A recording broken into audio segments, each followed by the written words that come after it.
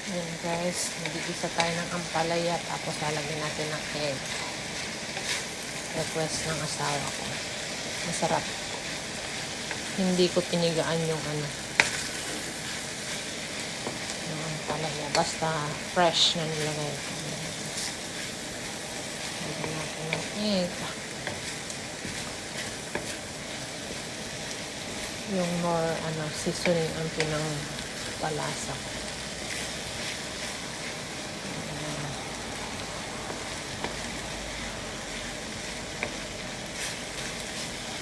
Lagyan natin yung egg.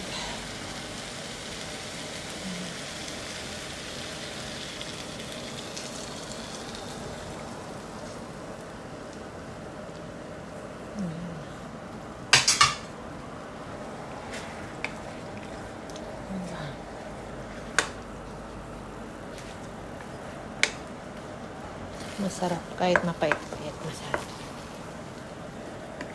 Gusto rin ni Thomas. Ayan guys, isang katutak ng ampalaya. Marami ampalaya ngayon sa likod ng bahay, kaya nagsawa kami.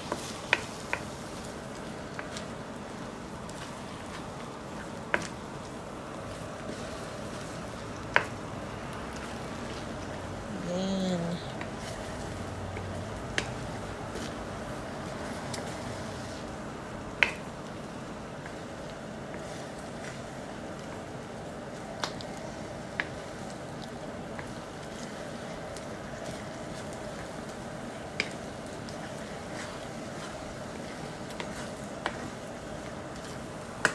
Mainit.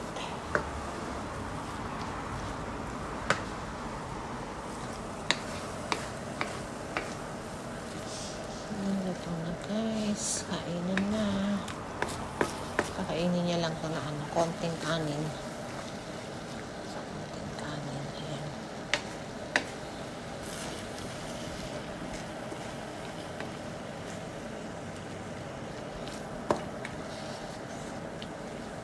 Ayan.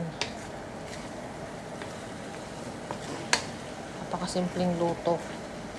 Gisa-gisa lang yung ampalaya tapos na.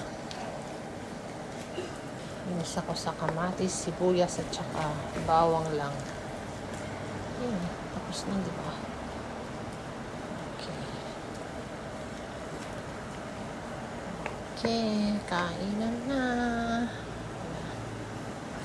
Thank you for watching.